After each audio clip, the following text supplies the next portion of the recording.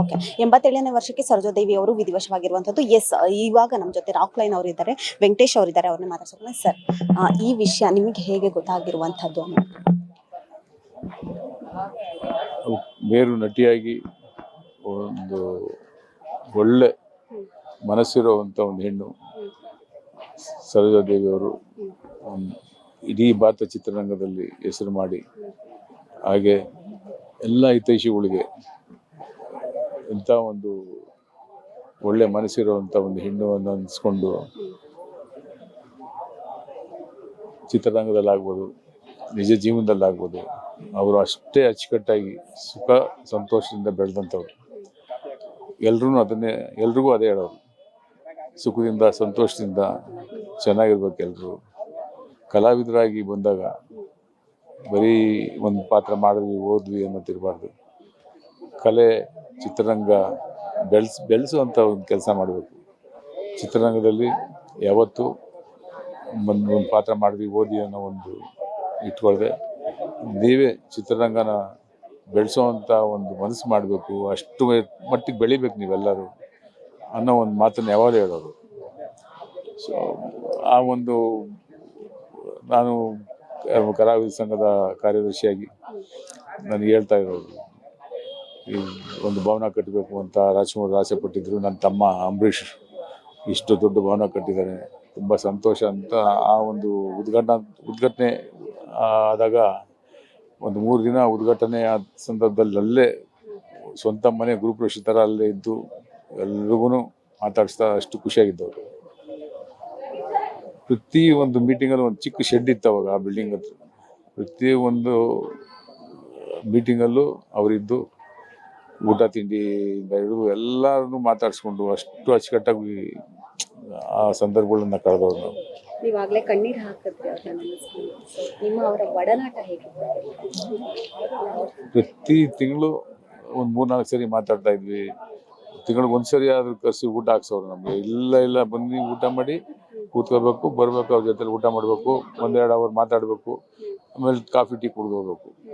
ಅಷ್ಟು ಪ್ರೀತಿಯಿಂದ ಮಾತಾಡ್ಸೋ ಅಷ್ಟೊಂದು ಆತ್ಮೀಯತೆ. ನನಗೆ ಪಾರ್ವತಮ್ಮ ರಾಜ್ಕುಮಾರ್ ಅವ್ರು ಹೋದ್ಮೇಲೆ ನನಗೆ ಅಮ್ಮನ ಸ್ಥಾನ ತುಂಬಿಕೊಟ್ಟವ್ರು ನನಗೆ. ಸೊ ನಾನು ಒಂಥರ ಅಮ್ಮ ಅಂದ್ಕೊಂಡು ಬನ್ನಿ ಅಂತ ಮಾತಾಡೋರು. ಅವ್ರು ಏನು ಮಾತಾಡಲಿ, ಫೋನ್ ಮಾಡಿದ್ರೆ ಬನ್ನಿ ಅನ್ನೋರು. ಸೊ ಈ ಒಂದು ತಿಂಗಳು 1.5 ತಿಂಗಳು ನಂಗೆ ತುಂಬ ಕಾಡ್ತಾ ಇತ್ತು. ಆ ಸಂದರ್ಭದಲ್ಲಿ ಆರೋಗ್ಯ ಅಂದರೆ ಎಲ್ಲೋ ಸ್ವಲ್ಪ ವಾಶ್ರೂಮಲ್ಲಿ ಜಾರು ಬಿದ್ದಿದ್ರು ಅಂತ ಕೇಳ್ಬಿಟ್ಟೆ. ಆವಾಗ ಹುಷಾರಿಲ್ಲಮ್ಮ, ರೆಸ್ಟ್ ಮಾಡ್ತಾ ಇದ್ದಾರೆ ಅಂತ. ನನಗೆ ಒಂದು ವಾರದಿಂದ ಅಂತೂ ತುಂಬಾ ಕಾಡ್ತಾ, ಹೆಂಗಾದ್ರೂ ಮಾಡ್ಬೇಕು, ಅಮ್ಮನ ಮಾತಾಡಬೇಕು, ಫೋನ್ ಮಾಡಬೇಕು, ತೆಗಿತಾ ಇರಲಿಲ್ಲ.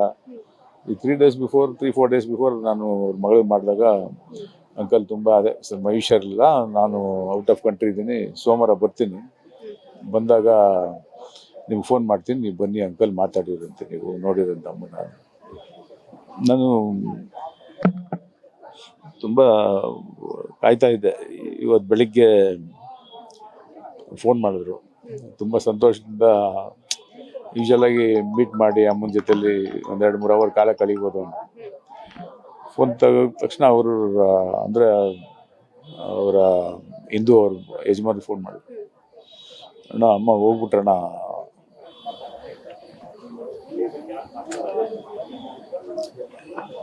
ಅಮ್ಮ ಅನ್ಕೊಂಡಿದ್ರೆ ಈ ಒಂದು ವಿಷಯ ಕೇಳಿದಾಗ ಯಾರ ಮನ್ಸಿಗಾದ್ರೂ ನೋವಾಗುತ್ತೆ ಸರ್. ಹಾಗಾಯ್ತು, ಸರಿ, ಹಳೆ ನೆನಪು ಅಷ್ಟೆ. ಆ ನೆನಪು ಸದಾ ಮನಸ್ಸಲ್ಲಿ ಇರುತ್ತೆ. ಇವತ್ತು ನಾನು ಏನೋ ಅನ್ಕೊಂಡು ಬಂದೆ, ನೋಡಿ ಮಾತಾಡ್ಕೊಂಡ್ರೆ ಯಾವಾಗಲೂ ನೋಡಿ ಮಾತಾಡೋ ಅಂತ ಒಂದು ಸಂದರ್ಭ ಸಿಗುತ್ತೆ ಇವತ್ತು ಅನ್ಕೊಂಡ್ರೆ. ಆದರೆ ಈ ಥರ ಸಂದರ್ಭ ಸಿಕ್ತು.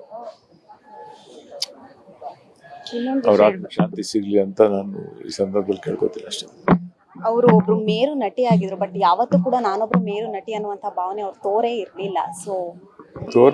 ಅಲ್ಲ, ಅವ್ರಿಗೆ ಗೊತ್ತಿಲ್ಲಮ್ಮ, ಅದು ಅವ್ರಿಗೆ ಗೊತ್ತಿಲ್ಲ. ಎಲ್ಲರೂ ಹಿಂಗಂತ ಹೇಳ್ತಾರೆ. ನಾನು ಏನು ಮಾಡಿದ್ದೀನಿ, ಪಾತ್ರ ಮಾಡಿದ್ದೀನಿ, ಚಿತ್ರಗಳು ನಾನು ಮಾಡಿದ್ದೀನಿ ಅಷ್ಟೇ ಅಲ್ವಾ. ಅಮ್ಮ ಹೌದಮ್ಮ, ನೀವು ಪಾತ್ರ ಮಾಡಿದ್ದೀರಾ, ಎಲ್ಲರಿಗೂ ಸಿಗಬೇಕಲ್ಲಮ್ಮ ನಿಮ್ಮ ಒಂದು ಡಿಸಿಪ್ಲಿನ್ನು. ನಿಮ್ಮ ಒಂದು ನಾನು ನಟ ಸಾರ್ವಭೌಮ ಒಂದು ಚಿತ್ರ ಮಾಡಿದೆ. ನನಗೊಂದು ತುಂಬ ಆಸೆ ಇತ್ತು ಅಮ್ಮನ್ನ ನನ್ನ ಬ್ಯಾನರಲ್ಲಿ ಒಂದು ಪಾತ್ರ ಯಾವ್ದನ್ನ ಫುಲ್ ಪಿಕ್ಚರ್ ಅಂತೂ ಮಾಡೋಕ್ಕಾಗಲ್ಲ. ನಟ ಸಾರ್ವಭೌಮ ಮಾಡೋವಾಗ ಕೇಳಿದೆ ನಾನು ಬೇಡ ಅಂದ್ಕೊಂಡ್ಬಿಟ್ಟಿದ್ದೀನಿ, ಯಾವುದು ಬೇಡ, ರೆಸ್ಟ್ ಮಾಡಿಬಿಡ ಅಂತ. ಅಮ್ಮ ನೀವು ಯಾವಾಗ ಡೇಟ್ ಕೊಡ್ತೀರ ಕೊಡಿ, ಪಾತ್ರ ಕೇಳಿ, ನಿಮ್ಗೆ ಇಷ್ಟ ಇದ್ರೆ ಮಾಡಿ ಅಮ್ಮ, ಬೇಡ ಅಂತ ಹೇಳಿದೆ. ನಾನು ಸ್ವಲ್ಪ ಟೈಮ್ ಕೊಡಿ ಹೇಳ್ತೀನಿ ಅಂದರು. ಯಾಕೆ ನನಗೆ ಭಯ ಇತ್ತು, ನಾನೆಲ್ಲ ಫ್ರೆಂಡ್ ಒಂದು ನನಗೆ ಸ್ಥಾನಮಾನ ಕೊಟ್ಟವ್ರೆ, ಐ ಶುಡ್ ನಾಟ್ ಮಿಸ್ಯೂಸ್ ಅಲ್ವಾ ಇದ್ದ. ಆಮೇಲೆ ಫೋನ್ ಮಾಡಿದ್ರು, ಮನೆಗೆ ಬಂದೆ, ಊಟ ಎಲ್ಲ ಆದಮೇಲೆ ನಾನು ಮಾಡ್ತೀನಿ, ಪಿಕ್ಚರ್ ಮಾಡ್ತೀನಿ, ನಿಮಗೋಸ್ಕರ ಮಾಡ್ತೀನಿ, ನಾನು ಪಾತ್ರ ಕತೆ ನಾನು ಏನು ಕೇಳಲ್ಲ, ನಿಮಗೋಸ್ಕರ ಮಾಡ್ತೀನಿ, ಬರ್ತೀನಿ ನಾನು.